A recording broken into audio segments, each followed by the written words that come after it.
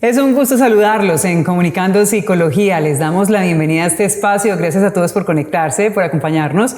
Y pues hoy repetimos una invitada maravillosa que tuvimos hace unos días. Ella es Mariana Ochoa. Mariana es psicóloga clínica y dijimos, tenemos que hacer otro programa que nos acerque a la gente, sobre todo enfocado en algo que ella atiende mucho en consulta y que se presentó o digamos que está en auge tras la pandemia. Ya les vamos a contar de qué se trata. Primero saludamos a Mariana, le agradecemos por estar aquí. Hola, bienvenida. Sandra. ¿Cómo estás, Sandra? ¿Cómo vas? Qué rico volver a estar por acá. Me encanta saludarte y sobre todo hablar contigo de temas tan importantes como el que planteamos hoy. Es un síndrome que se llama el síndrome del impostor, conocido también como el síndrome del fraude, que se presenta en personas exitosas, en personas que les va bien, que la vida, digamos, les sonríe, pero aún así ellos sienten como si estuvieran haciendo algo mal, ¿cierto? Como que son unos impostores, su nombre lo dice. Hablemos de esto, ¿qué está pasando y por qué está ocurriendo tras la pandemia? Que me decías en consulta, lo estoy viendo muy reiterativamente. Claro que sí. Gracias, Sandra, por invitarme de nuevo a este espacio, saludarlos a todos y bueno, esperemos que también nos podamos conectar bastante con la temática de hoy que nos convoca y es justo el síndrome del impostor. Antes de entrar como a definirlo en sí o que podamos conocer en qué consiste, voy a contarles un poco de dónde viene, porque de alguna manera, aunque ahora es el auge, aunque ahora es donde más lo vemos visible, pues tiene un inicio que no es tan reciente y es justo por allá eso de 1978, cuando dos psicólogas, incluso una de ellas, viene a hacer un reconocimiento de su historia y se da cuenta que ella viene de ser la menor de sus hermanos. Tiene varios hermanos, viene a ser la menor de sus hermanos, pero todo el tiempo intentaba ser muy buena en lo que hacía. Todo el tiempo estaba como con esta sensación de querer hacer muy bien las cosas, pero con un asunto interno más complejo y era el sentir que no lo lograba. Ella se empieza a dar cuenta de esta sensación y pues años después se conecta como con el tema de la academia, con la educación y enseñándole a sus estudiantes se da cuenta que también ocurre lo mismo en algunas personas con las que empieza a conocer. Entonces desde ahí ella lo que empieza a hacer es conectarse con otra psicóloga que también vivió una experiencia similar y proponerle que estudien mujeres exitosas. Empieza a hacer algo y es que ellas dos hacen una apuesta muy fuerte por poder estudiar el caso de personas exitosas, principalmente mujeres, pues como en esa época que les nombro. Y es que en ese estudio de esas mujeres, Sandra, se empiezan a dar cuenta de dos fenómenos que empezaban a ser muy repetitivos y que justo conectaba con la historia de esta psicóloga. Y es darse cuenta que muchas personas provenían de historias donde habían hermanos mayores o habían hermanos en la familia y casi que estas personas o estas mujeres, ¿cierto? Venían siendo como un poco las invisibilizadas. Entonces venían de historia de hermanos donde es que el hermano es el más inteligente, muy reconocido, muy bueno y estas mujeres con la sensación de ser insuficientes o inferiores. Contrario a otro ejemplo que se empezaron a dar cuenta, otro patrón, y era encontrar la historia de vida de mujeres que venían de una crianza muy permeada por visibilizar solo los logros. Entonces eran mujeres que, supongamos, dentro de sus cuidadores habían frases como es que tú eres excelente, es que tú eres muy buena, es que tú lo haces todo muy bien. Entonces de alguna manera esto empezó a generar la sensación de fraude. Como soy tan buena o me visibilizan tan buena que me da susto no ser lo que realmente me están ofreciendo, lo que me están nombrando, que me describe en función como de mi construcción. Entonces quiero conectar con esa historia porque de alguna manera es algo que se traslada al presente, es algo que hoy vivimos y es el famoso síndrome del impostor. Aquí voy a hacer una claridad y no es un diagnóstico, no es un trastorno configurado, pero es un problema real. Está latente. Está latente, es una situación por la que muchos atraviesan, muchos transitan y que no podemos dejar de desconocer que aunque no sea clasificado dentro de los manuales diagnósticos como una patología como tal, incluso aquí el foco no es tampoco patologizarlo, pues de alguna manera es una situación que conflictúa, que genera ruido. Entonces, digamos, y como lo acabas de describir con la historia que nos acabas de contar, ocurre mucho en las familias, con nuestros hijos es posible que en ese afán también de destacar sus bondades, de estimularlos a que salgan adelante. Y yo creo que los padres pecamos en eso, es que tú lo haces bien, es que eres el mejor, con toda la buena intención. Claro. con toda la buena intención. Entonces los hijos crecen creyéndose un poco la historia, pero dándose cuenta de que también tienen ciertas cosas en las que no son tan buenos y quieren agradar a ese papá, a esa mamá, a esa familia, a ese entorno, y cuando se enfrentan a la vida laboral, a la relación con el otro, puede que incluso sean buenos en lo que hacen, pero no llegan como a la exigencia que se les supone el hecho de que hayan puesto tantas expectativas en ellos. ¿Es eso? Sí, e incluso ahí conectas con algo y es justo la expectativa, que muchas veces cuando se visibiliza el tema del síndrome del impostor, uno de los asuntos que más se pone a prueba es no estar a la altura. Entonces, que de entrada la expectativa conecta con esa sensación de no estar a la altura. Si normalmente a mi alrededor hay una expectativa construida, arranca todo un ciclo en función del malestar, porque entonces, ¿qué pasa si yo no estoy a la altura de esta expectativa? Entonces, aquí conectar con eso que dices, y es quizá con amor, acompañamos desde donde podemos, con la información que tenemos, pero sin duda alguna también es podernos hacer cargo y reconocer nuestra historia.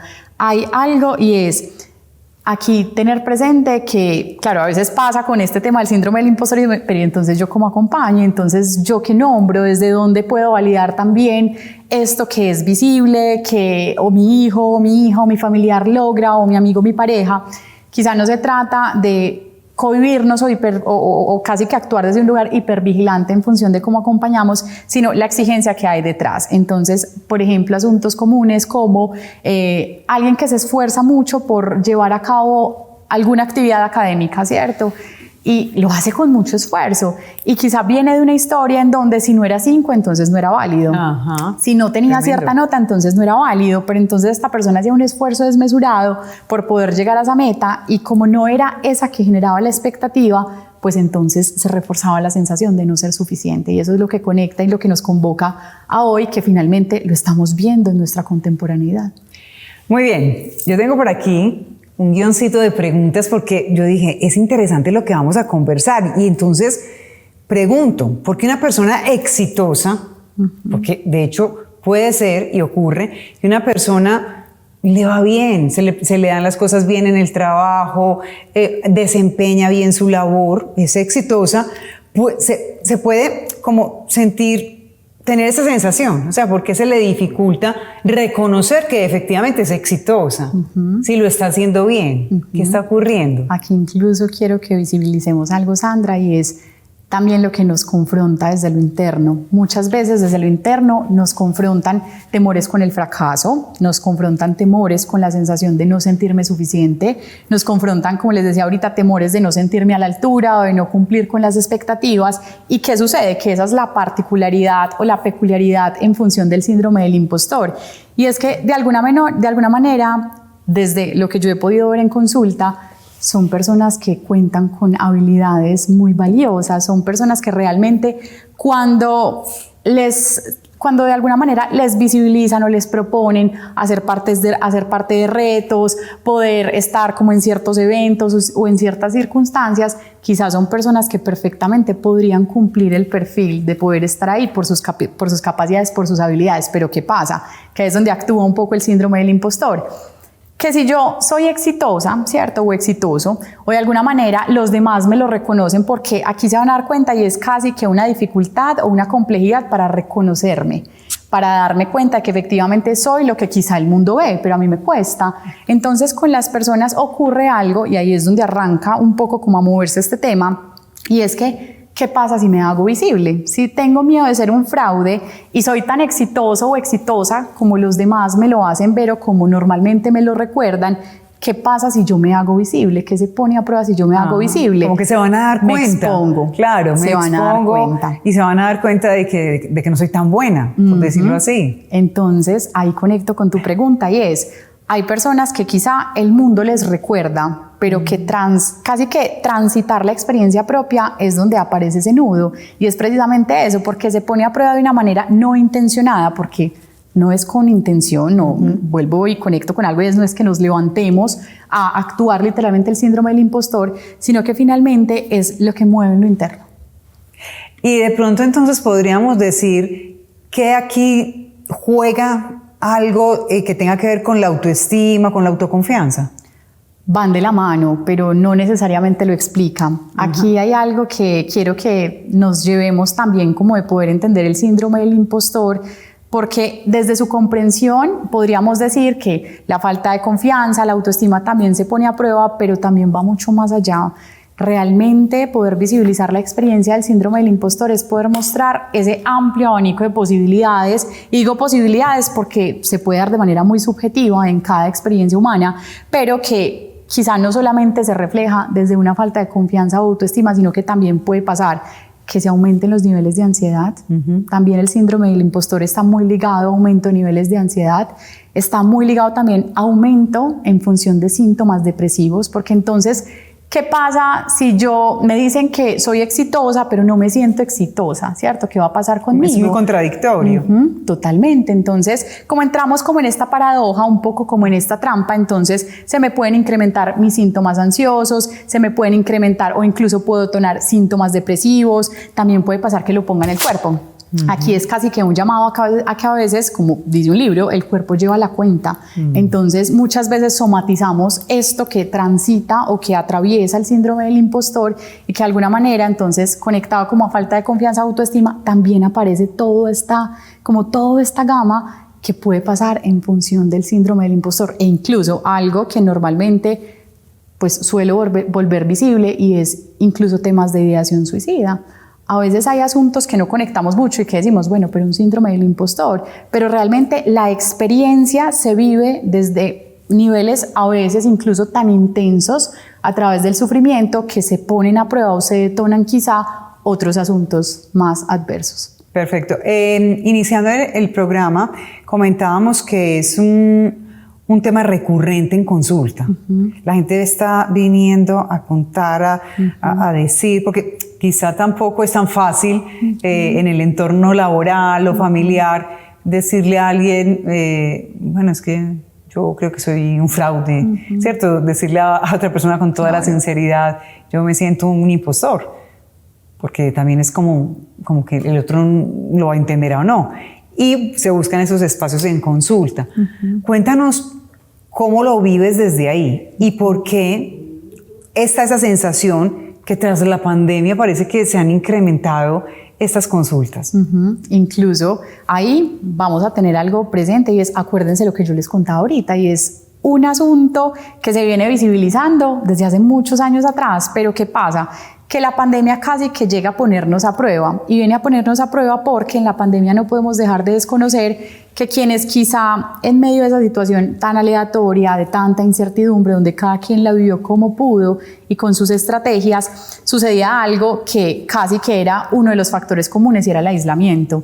Entonces, ¿qué pasaba con estas personas que, por ejemplo, continuaban trabajando pero desde la casa? Normalmente había una disminución del tiempo con compañeros de trabajo, normalmente había una restricción del compartir en función de entornos sociales. Entonces, de alguna manera, casi que lo que antes pasaba en las dinámicas naturales laborales ya pasa a un segundo plano. Entonces, donde de pronto antes se reconocía de manera más genuina el tema de logros en equipo o de logros desde el lugar propio de construcción, pues aquí ya no tanto, aquí ya pasaba casi que a un segundo plano. Y aquí, ojo, que quiero hacer algo también como muy enfático, y es que de alguna manera la pandemia llegó a entregarnos a cada uno pues lugares distintos, ¿cierto? Cada uno quedó como con una sensación o conclusiones, pero más allá de eso también activó un trabajo adicional. Entonces, personas que, por ejemplo, antes trabajaban 7 u 8 horas, quizá en la pandemia ya eran 10, 11, 12, y que de entrada eso normalmente movía algo que finalmente nos conecta con el tema, supongamos, de las exigencias personales. Entonces, llega la pandemia a hacer mucho más visible este tema de ¿será que sí soy capaz de enfrentarlo? ¿Será que sí soy capaz de lograrlo? Cuando todas las evidencias te muestran que sí, pero finalmente, pues, que es justo como el corazón del síndrome del impostor, es esa imposibilidad o a veces complejidad de reconocer lo que se logra. Entonces, la pandemia llega a eso, claro. Pues llega como a mover mucho más y hacerlo cada vez más visible. Y ese reto también que supuso desde la virtualidad, tener ese desempeño que teníamos cuando estábamos en lo presencial. Entonces, bueno, ha sido una época compleja. Hoy hablamos de síndrome del impostor con nuestra invitada Mariana Ochoa. Vamos a hacer una pausa y ya volvemos.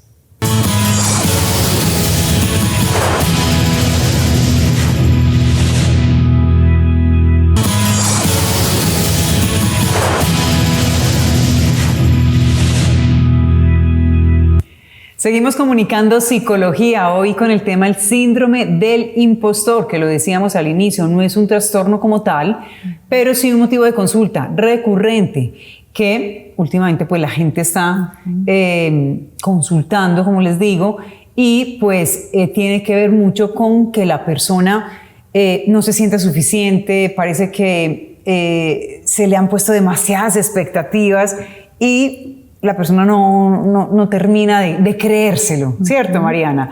Lo hablamos con Mariana Ochoa, nuestra invitada. Entonces, con respecto a esas características, ¿qué tal si hacemos un recuento de lo que hicimos en la primera parte para que avancemos en cómo solucionar este problema, esta situación, por decirlo así? Claro que sí, Sandra. Incluso aquí voy a conectar con algo, también haciendo la invitación a que no sea como un checklist, que a veces nos sucede cuando quizá visibilizamos algunas características, entonces arrancamos, lo tengo, y quizá eso a veces también lo que genera, pues pueden ser como varios panoramas, y es también la esperanza de ya entiendo por qué vivo lo que vivo, o también por qué vivo lo que vivo. Claro. Entonces aquí voy a hacer como un recuento como de características generalizadas, igual la invitación a que cada proceso o cada persona termina siendo pues como un mundo totalmente único, pero normalmente con el síndrome del impostor lo que se pone a prueba es justo lo que tú decías, y es: no me siento merecedora, merecedor, no me siento capaz de reconocer que esto que me está pasando es por mí. Entonces, normalmente con el síndrome del impostor, que incluso aquí quiero hacer algo bien importante y es poder indicarles que sean hombres y mujeres. A veces hay asuntos que visibilizamos mucho desde lo femenino y no. También nos toca a todos, es un asunto de todos. Entonces, de entrada, pues suele pasar que aquellas mujeres u hombres que, por ejemplo, suelen generar ciertos éxitos o que logran ciertos pasos o micropasos desde su experiencia subjetiva y que de alguna manera sienten que es por el azar, esto me está pasando porque no tenían otra opción, entonces si me presento a un trabajo me eligen a mí porque no tenían más candidatos, si me escogen para que represente a un grupo, eso es porque nadie más quería que estar pues como en esta actividad. Entonces casi que lo que pasa es que lo que transversaliza es una sensación de que todo está fuera. Esto no es mío, no es porque yo soy bueno o soy buena, no es porque me he esforzado, exacto, no es porque me he esforzado por de pronto estar en el lugar en el que estoy, sino casi como si fuese un asunto aleatorio o algo que me entregan. También aquí hay algo y es poder conectar con la misma historia. Muchas veces dentro de las características con el síndrome del impostor aparece un miedo recurrente. Entonces está este miedo recurrente que quizá no me acompaña hoy, sino que me ha acompañado a lo mejor a lo largo de la vida. Y es un miedo que puede estar presente, por ejemplo, en situaciones donde siento que estoy logrando, que se pone a prueba cuando me veo visible, como contábamos ahora, cuando de pronto llega un punto de la vida en donde me empiezo a visibilizar, pero entonces se me activa este miedo de ¿por qué soy yo? ¿Por qué me eligen a mí? ¿Por qué termino siendo quien represente o quien lidere o quien actúe desde este lugar? Si yo no tengo las capacidades suficientes, yo no tengo las competencias requeridas. Y creo que eso también se convierte en una lucha interna muy compleja, porque claro, diríamos, cualquiera se sentiría contento, feliz porque se le está teniendo en cuenta, porque se está validando su trabajo, se le está reconociendo, lo has hecho bien, la palmadita en la espalda que a todos nos gusta, ¿cierto? Entonces, no sé, dirá cualquier persona, no tendría que ser así, porque estás logrando cosas, pero es esa sensación y tiene que ver entonces mucho con cómo nos sentimos desde ese merecimiento, de esa forma como enfocamos el mundo y de reconocernos también capaces, porque redunda, y lo decías ahora en la primera parte, en problemas de ansiedad, en problemas de estrés, y eso puede ser muy complejo para una persona. Sí, e incluso aquí poder poner sobre la mesa algo, y es que hay malestar, y eso es clave, ¿cierto? Más allá de sentirnos, más que sentirnos, de que nos perciban visibles, buenos o buenas en lo que hagamos, es lo que tú decías, como todo ese desgaste que se pone a prueba en función de qué pasa si me siento buena o bueno con lo que hago, qué pasa entonces si finalmente me conecto con esa historia que me cuenta el mundo y es que efectivamente soy una persona exitosa, buena en lo que hago, que se pone a prueba. Entonces poder reconocer que detrás de todo este síndrome del impostor, más allá de características, hay un sufrimiento real y que no solamente desemboca, como decíamos ahorita, como en esta no capacidad o complejidades en el reconocimiento de lo que hago, sino lo que hay detrás, todo lo que se empieza a mover en mí a partir de todo esto que empieza a funcionar cuando estoy actuando, por así decirlo, el síndrome del impostor. Perfecto, entonces, soluciones. Hablemos de las soluciones. ¿Qué hacer? Desde la persona, que es quien sufre el malestar, quien lo está padeciendo, porque a lo mejor el que está al lado no lo entiende, pero es que yo me estoy sintiendo así, entonces tengo que buscar unas soluciones personales particulares, y desde el entorno, porque también yo creo que el entorno nos permea, desde esa crianza, desde esa educación. Vamos a hablar de soluciones. Claro que sí, Sandra, incluso aquí voy a conectar con algo y es lo mismo que nos convoca hoy, es visibilizarlo porque a lo mejor es un asunto que se habla o muy por lugares o no se lo cuento a nadie, no lo expreso, pero de alguna forma el solo hecho de estar en estos espacios también nos permite, 1, volverlo visible, 2, poderlo poner en palabras, sea que tenga un entorno con quien me sienta seguro o si definitivamente no cuento con personas con las que me siento con la tranquilidad de poderlo nombrar, contarme la historia, poder reconocer que estoy en un punto en donde siento que a veces soy un fraude, me cuesta reconocer mis logros, me cuesta visibilizarme, podernos contar la historia. A medida que nosotros nos permitimos poner en palabra lo que nos cuesta, pues de alguna manera también nos logramos mover desde otros lugares, pero sobre todo con un factor común, y es una relación cada vez más compasiva con nosotros, que aunque sonara, pues es una palabra que finalmente termina siendo como muy cotidiana, cuesta. Muy bien, hablemos de soluciones, porque ahí es donde tenemos que llegar. Claro, hay un síndrome, hay una situación que incomoda, en la que estamos incómodos o tenemos un malestar. En fin, todo tiene solución. Entonces, ¿cómo la persona que lo está padeciendo, ese síndrome del impostor, puede encontrar ciertas claves, buscar ayuda terapéutica, ya tú nos dirás, y también ese círculo cercano?